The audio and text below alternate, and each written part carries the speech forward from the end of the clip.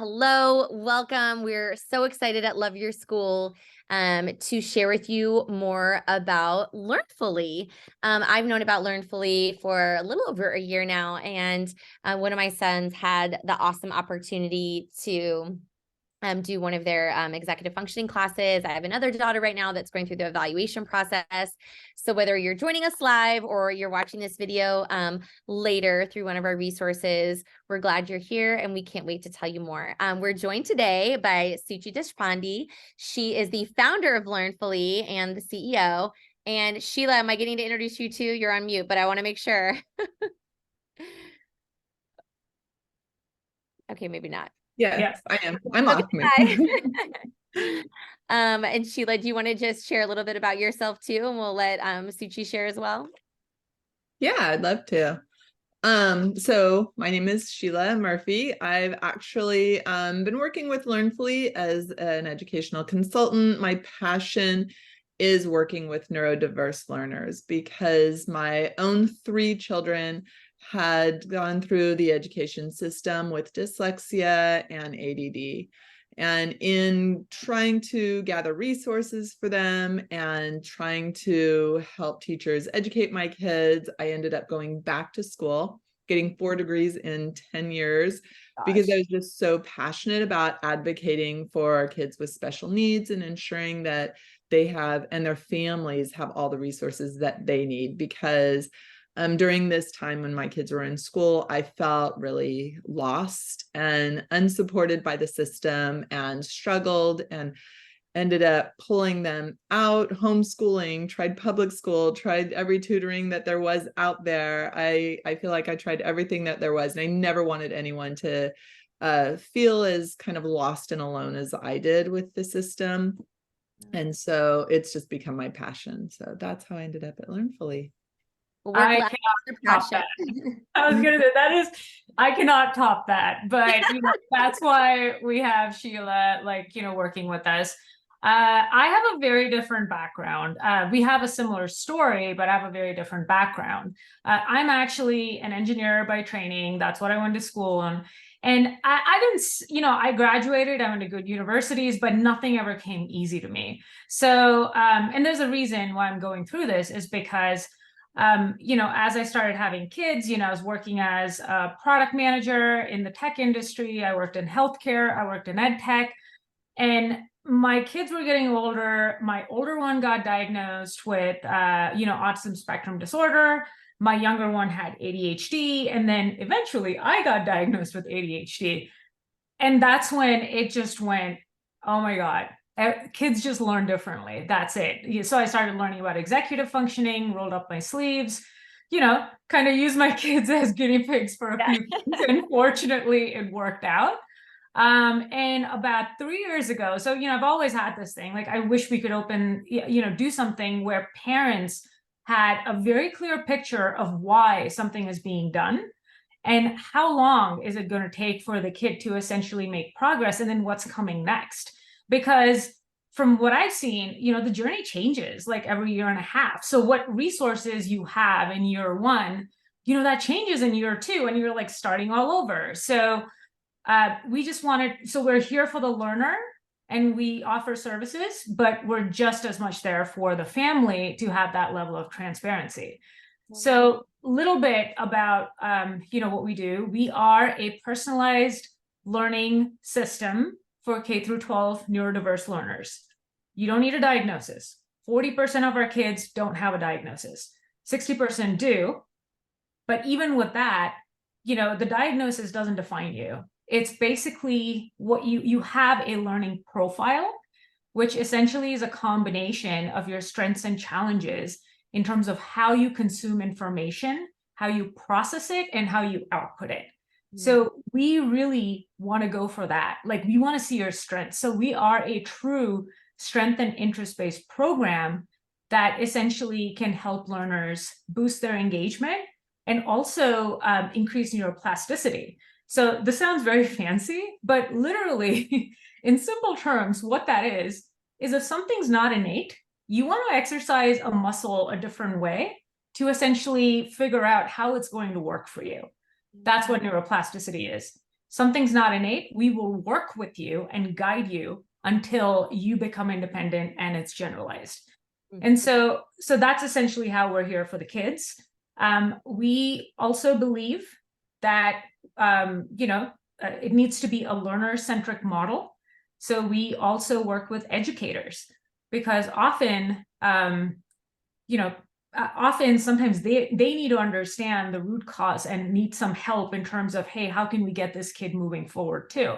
So we work with educators, and of course we work with parents, and we are very, very thankful to be part of this community, because nothing gives us more pleasure for when we have that progress meeting and we're like, yep, your kid's doing great, they're on the right path, and they can be here in a good 6 months or so.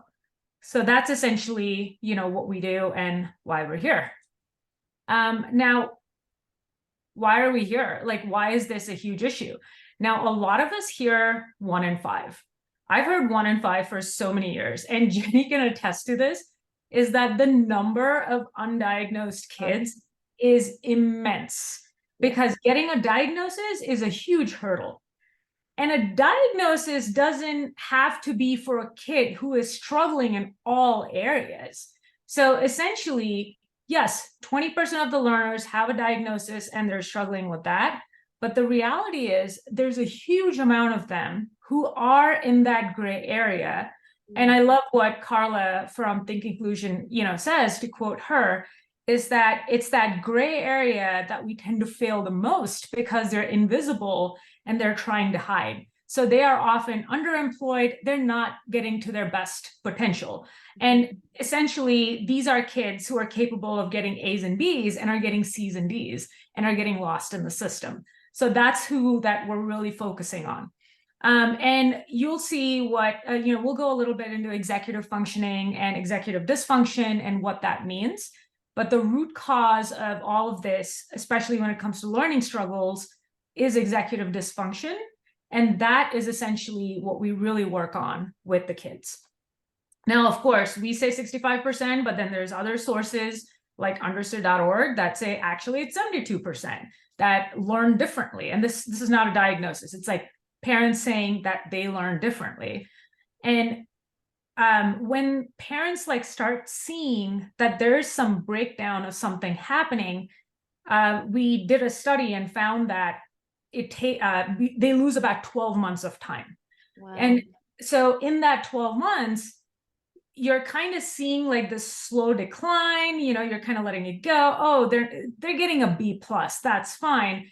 But it'll continue to decline if, the intervention's not done. And now all of a sudden, when the awareness is there, there's like a mad dash to, oh my God, my kid needs to, make up for it. And so this is a lot of time wasted for caregivers, and it's a lot of stress. And again, that's what we're hoping to eliminate as well.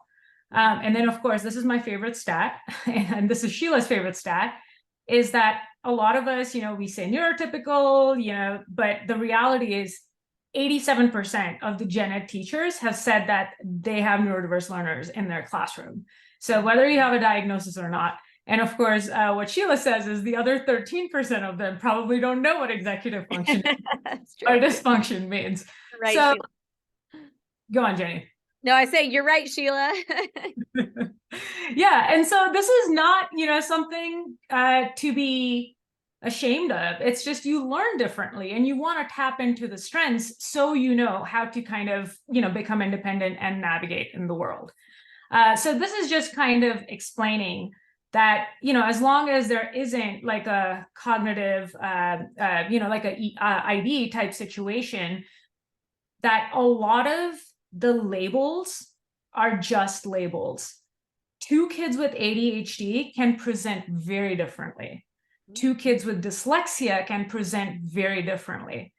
So if you tell us, oh, my daughter has, or my son has dyslexia and anxiety, it is not going to be the same situation when another person comes up and says, my kid has dyslexia and anxiety. It'll present very differently, which is why we really emphasize the need for understanding where your child's at and what their executive functioning profile is. And essentially, now coming to what we kept talking about, and you will hear us talking about this a lot. So please feel free to put any questions that you have in the chat box, and we'll be happy to address them as we go along as well. So executive functioning has nothing to do with your cognition. It is the ability to access your cognition. So attention, impulse control, organization, like a lot of these, they are like your control center that help you access your cognition. So there are brilliant kids who can sit down and maybe finish, like a paragraph or maybe even a thought. Like, my husband says that all the time. I'm like, oh my God, can I even finish a thought with you before you start looking somewhere else? I'm not saying I'm brilliant, but the reality is that I know I'm capable of finishing that thought, but there are other systems at play that are preventing me from doing that. But knowing is half the battle. So the one thing that I also want to do is debunk a lot of myths. Someone actually, like this doctor I know, put it perfectly, which is knowing about executive functioning is a little like knowing about the definition of life.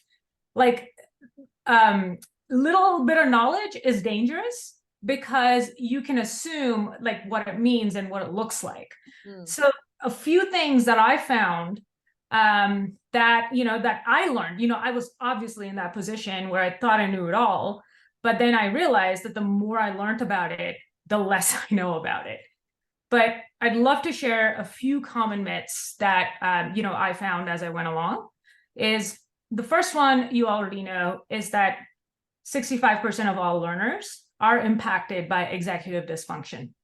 And often it's not like you're, in that entire circle, it's not like you struggle everywhere. You will struggle significantly in some areas, but you will also have significant strengths in certain areas. So that's essentially what executive dysfunction looks like for most of the learners. And of course, like the one thing that is very important is 85% of the success is due to soft skills, like critical thinking and communication, which are directly executive functioning skills.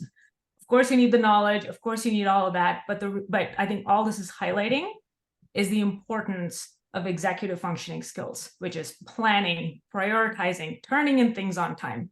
So this is something that is not trivial and extremely important.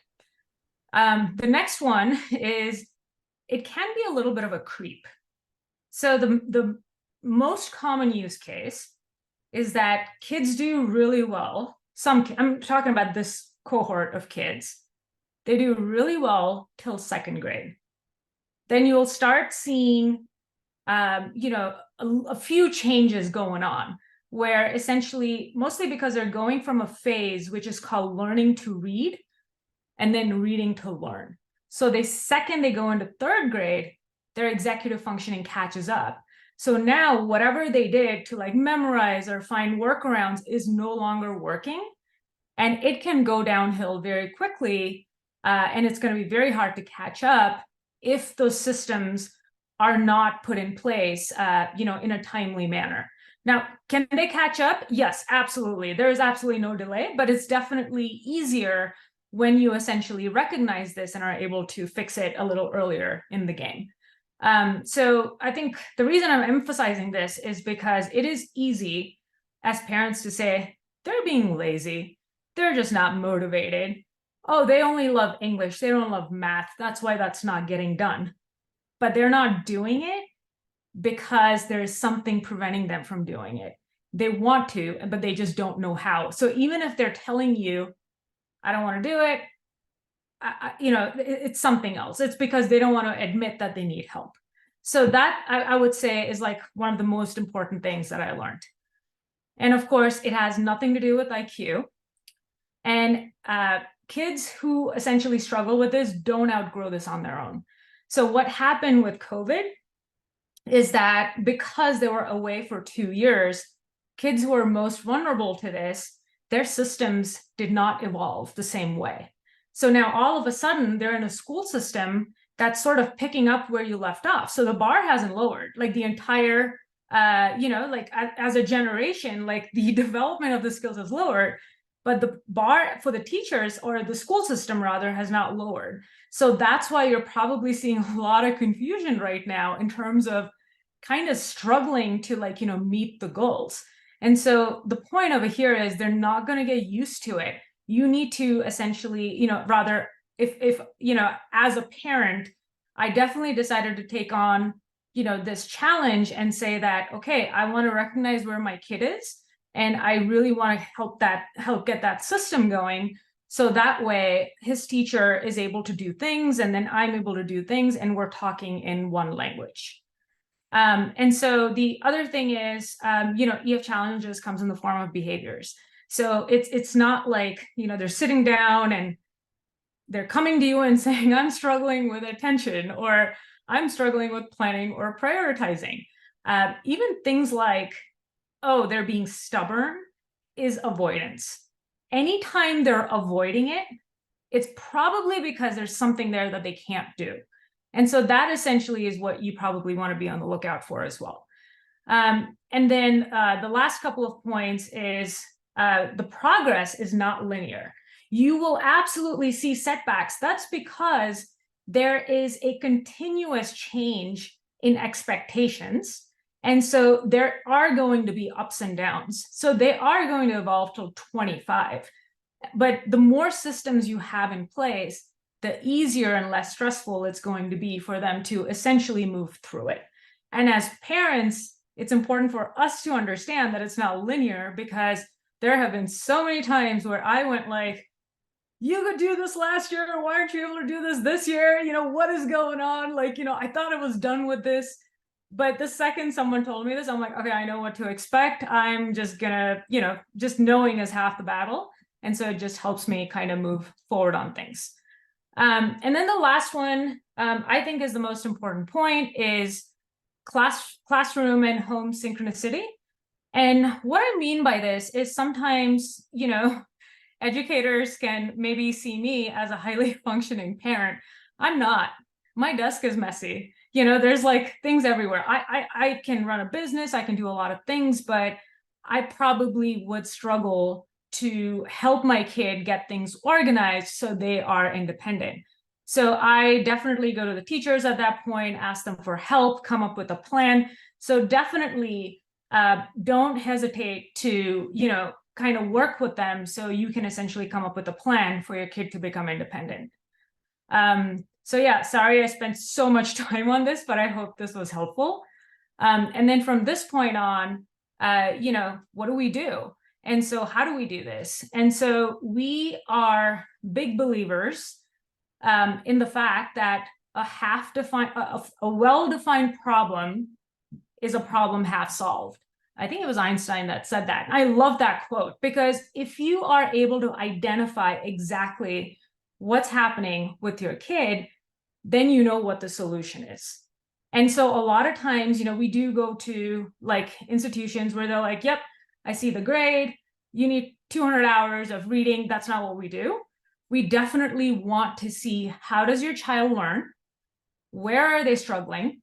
The numbers are great, but we want to know why. And then from that point on, we make the recommendations, connect them with our in-person or online staff, depending on what works for you. And then we do send updates, after every session. We have progress updates every month. So you know that your money and your kids' time is being well spent towards making that progress. So the 3 steps we do are, we do an assessment, which is not a diagnosis. It'll tell you the learner profile. We recommend the services. We do offer these services ourselves. We have full-time education specialists, both in person and online, in Arizona and in California. And I'm from Colorado and now in Colorado. And then we obviously work on communicating with the parents to ensure that we are on the same page.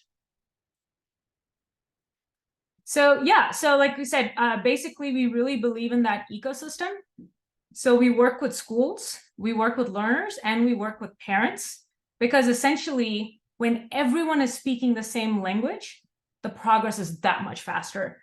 If a kid's coming home and it's like slightly different, if an educator is saying something slightly different, kind of putting 2 and 2 together and expecting the kid to figure out by themselves what is the common language over here can be a little challenging, and actually is the source of like a lot of problems. Which is why we really believe that putting an ecosystem together is essentially what's going to help the kid the most. So we've been around since 2021, January 1st, 2021. We work with both caregivers and schools. We've done over 10,000 plus sessions. With kids, it's probably higher now because that was, maybe like a stat from last month. We've seen massive gains. For kids who are not making progress, we've been able to catch that early on and essentially come up with a plan to help them, to sort of pivot and make progress. So the point is, like, we're very big on making sure that the kid is absolutely making progress, and we will be the first ones to tell you if something is not working. And this stat that I'm like really proud of is we do have a higher retention rate, and this is from parents. So the kids, they see the progress, they're making progress, and essentially they kind of want to stay because they know there's like new challenges coming. And we love working with parents and kids to essentially continue on their journey, because you can just see the spark coming back in the kid's eye and having the confidence to say, you know what, I'm not so great at this, but I'm really good at this. That makes all the difference in the world. I think that when a kid doesn't know what they're dealing with, they feel, those are the ones that I see struggle the most, because they feel like they don't know what's wrong. That's how they think, that I don't know what's wrong with me. I don't know what my friends are doing differently, versus reframing it with, hey, this is your learner profile. This is what you're really good at. This is what you have challenges in. So don't hesitate to ask for help. That makes all the difference on the planet. And then, of course, last but not least, I think what I kind of want to highlight is that, we are not hiring fresh out of college educators. We are looking for educators who have credentials and are also multisensory trained. So what this essentially means is we know if your kid is unable to answer a question because of anxiety, or if they just don't know the answer at all, we can work with that. We know what that means. So also what this means is that it's going to be a lot more effective. You're not, just kind of throwing something at the wall over and over again. We know how to truly personalize education so your kid can make progress a lot faster. And then, just some accolades in terms of who we work with. And I think the last thing I want to mention, if I wasn't clear about that, is we are an after-school program or a pull-out program during in-school. So we essentially help you with the supplementary part of the education. With that, I'm sure you are sick of hearing my voice. I will transition it off to Sheila.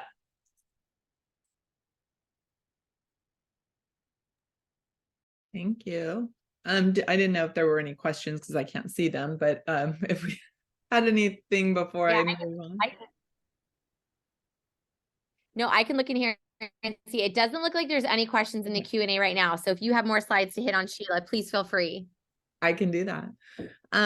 Okay, well, thanks so much. I wanted to just kind of go into a little bit deeper of what is executive functioning, because it can be confusing and a little overwhelming. And so we thought it might be helpful for caregivers and educators just to kind of hear a little bit more about why is it so important and how does it affect learning. And so again, the same kind of graphic organizer that talks about executive functioning as our control center. So everything we do throughout the day comes through our executive functioning. And so if you've had a crazy morning and you were able to keep it together, you have really good impulse control. Or if you made all your appointments this morning and you, were able to get half of your checklist checked off today, you're probably really good at your organization and task initiation, planning and prioritization. So these are things that the minute you wake up in the morning until you go to bed at night, everything that's kind of controlling you, you're controlling it. Hopefully it's not controlling you, helping you through the day. So how does this affect our kiddos? Really important. There's some obvious ones. For example, attention. If your kids are struggling with attention, that can be obvious. If they have ADD, ADHD, it can be really obvious. In the case of my own children, it was very difficult to diagnose them because they did not have the hyper piece of it. But I would get in from their teachers of like, if they would just pay better attention, if they would just stop zoning out. And so it makes it seem like it's not attention, but it really is attention. And so that can be really tricky in their learning. If they are zoning out, quote unquote, right? It looks like, it could appear that they're not paying attention. And so you get things like, they should apply themselves more. If they applied themselves more, they would be able to do these tasks. Obviously, they're missing out on learning because their brain is not able to put 100% attention on what the educator is saying at the time. So it could look like they're zoning out, they're not paying attention, or not putting their full effort into something. So it can really mask in different ways. Again, also with working memory. Working memory, kids can kind of fake up until about second grade, oftentimes, when they start getting into things like, reading for comprehension and holding pieces of information in their mind to move on to what happened first, what happened in the middle, what happened at the end of the story. Makes it very, very difficult, or holding on to the beginning sound. And so then they get to the end sound and they can't put the word all together, but they can do isolated sounds. So this highly obviously affects reading. But then when you get into the upper grades, think about long division. And now you have to hold on to pieces of information to do the next step in long division. And then you have to hold on to that to do the next step. And so I always like the example of long division because it seems so easy and obvious to those of us who know how to do long division. But if you think about all of the little steps, and there's 4 different types of mathematics that have to go into long division, it really is a pretty overwhelming task for students with working memory and organization, because organization is all about organizing the numbers in long division and doing multiple step problems. So it could show up very clearly there. Word problems, clearly very challenging for working memory and organization for students. Task initiation, we get a lot of middle high schoolers with families coming to us saying, oh my goodness, task initiation is a huge problem for my kiddo. The really challenging piece for somebody to tackle task initiation on their own without a skilled provider is because there can be so many different challenges on why a task isn't getting started. Is it that the learner doesn't know how to organize the material? Is it the learner doesn't know the material? Is it they actually don't have the working memory and attention to even realize what the task was, but they're embarrassed to ask about it? Are they really, really good at kind of getting started and laying out a plan so they have good planning and prioritization, but they actually don't take action on the plan? So then it looks like a task initiation problem because they've kind of halted midway through. So things can really, and perseverance is another one. Like, did they just not persevere all the way through? So it's really like these can show up in so many different places throughout your educational day and journey, and at different times. So just want to give a little bit more in depth to that. So what's really important also is that it's kind of a continuum, in that every year of your journey, kind of like when you wake up in the morning and go to sleep at night, you're using executive functioning. Just like when you're born until you're not here anymore, you are using executive functioning skills. So it's not that, oh, they're 4 years old, so they don't have task initiation. That's actually incorrect. So these skills are embedded in who we are from the very young age. And so we have expectations. We expect that a child will go into kindergarten and have some, or pre-K, emotional regulation and impulse control. That looks very different from a high school student having impulse control and emotional regulation. So an example of a kindergartner is very obvious. If there's impulse control and emotional regulation, there's typically some temper tantrums and hitting or whatever might be on the floor, whatever, probably pretty loud. When you have a high school student who has emotional regulation, it could show up in anxiety. It could show up in other ways. It could show up in just being sad, melancholy, crying, high highs, low lows. And so they haven't figured out how to regulate that part of their brain. And so, again, task initiation, you'd want a pre-K kinder kiddo to walk into their classroom and be able to hang their backpack up on a hook. That might be a very simple explanation of what task initiation might look like. We get into middle and high school or even elementary school, we are provided an assignment to a student and we expect the student to get started on that assignment. And so the level of difficulty over time is what changes, but these things, if there are gaps in pre-K, elementary school, they're only going to get bigger as the child gets older because the expectations get grander. One interesting statistic, sorry, really quick, I didn't want to forget to add, is that students with neurodiversity, such as ADD, are up to 3 years behind in their executive functioning skills. So 3 grades is massively significant if you're thinking about a middle school kiddo, 7th, 8th grade, with a 4th or 5th grade executive functioning skill ability level. And it's no fault of their own, but the school is going to look at them, or families or family members are going to look at them of like, what's wrong with this kid? And the reality of it is nothing's wrong. They're just developing their skills differently and at a different time, but they aren't going to develop them on accident. They need somebody to support and scaffold for these skills. So you can switch now. So we wanted to kind of show you what this could look like in a kiddo. So what our little friend Kai, who's a 5th grader, parents had some concerns. And so our friend Kai is very confident in social situations, loves sports. He can know all the statistics in the sports. But then after school, he's avoiding schoolwork. And we're like, but obviously you love math. You do statistics in your head all day long. He starts, work days before work. He starts his work days before it's due, but he has had poor grades in 2nd grade. And of course, he's addicted to video games because he's a 5th grader.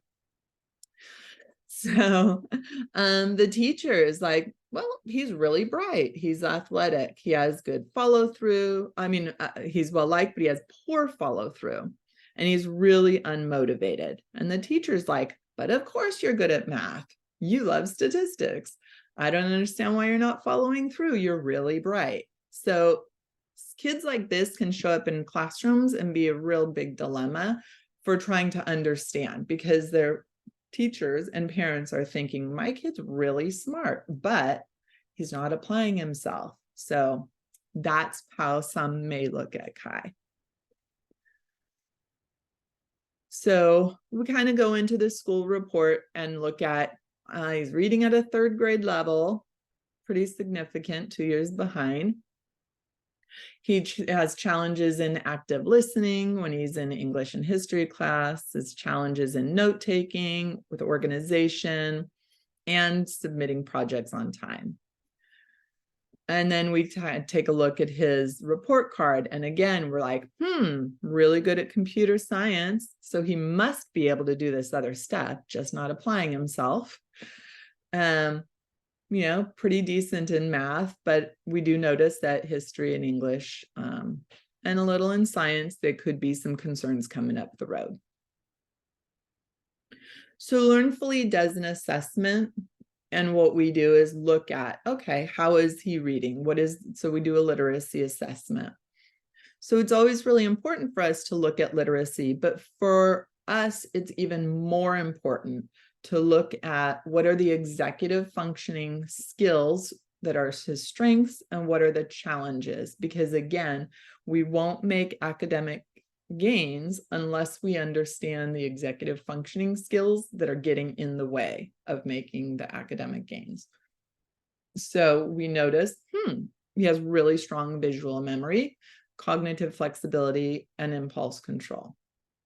Those are things that are working really well for Kai, and those are the things that we would tap into as we were working and coaching him in areas that are a challenge. So although he has good visual memory, his working memory is a challenge. His planning and organization are also areas of challenge, and task initiation is a challenge. So the task initiation is a challenge probably because the planning and organization and working memory are challenges. So we would create a learning plan with academic goals for with working memory, planning, and organization, so that we could improve in the areas of reading comprehension. Would probably be the one that we would hit most.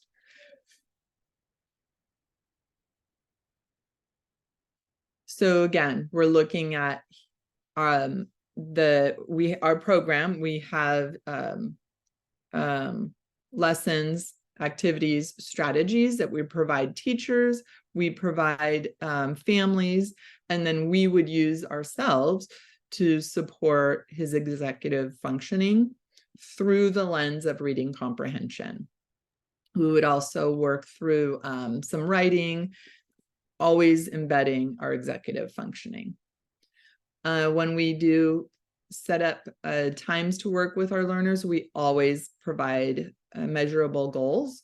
And so we would develop, choose goals, and we would, for example, develop awareness and strategies with incorporating executive function instructions. So we would take that goal, put numeric values to it of where he's at currently, and then where we want to see him in X amount of time. It's 3 months, 6 months, 1 year.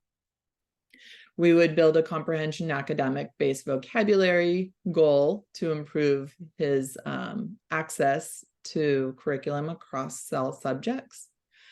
And then address learner profile goals based on the needs. Anything else we felt like we need to write goals for, we would do for him. It's really interesting that you pointed that out, Sheila. It's like, you have no idea how many times I reread the same page and did not understand what I was reading.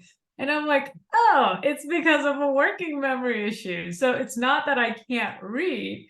I can't hold the information in long enough to comprehend the full page, let alone like a whole book, right? Because I'm looking for patterns.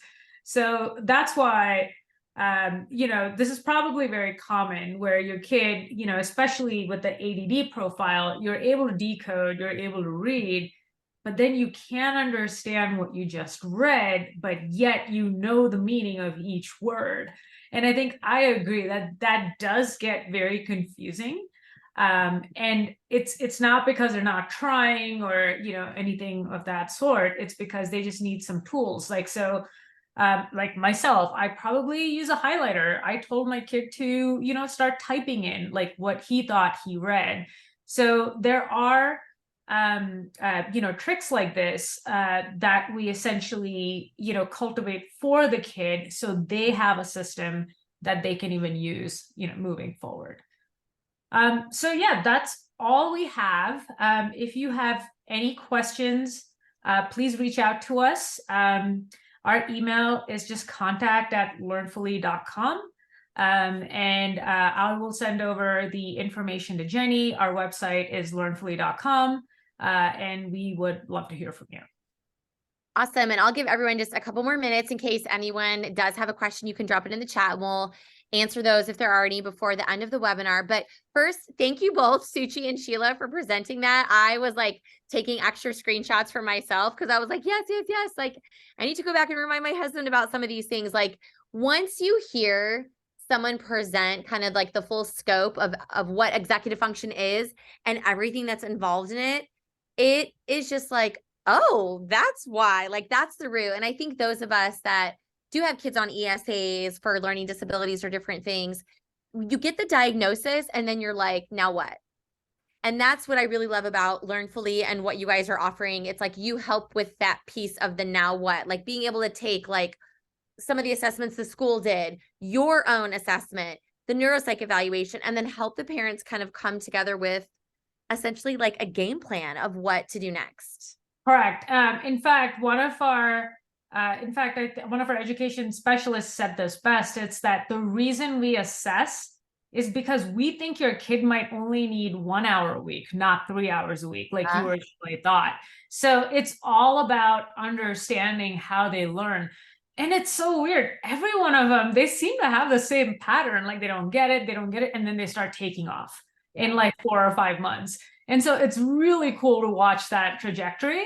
And it's such a relief for parents to essentially go, okay, you know, this is working and we don't have to have all these fights every night about finishing homework. And it does make, I don't teach my own kids. There's no way I would do that.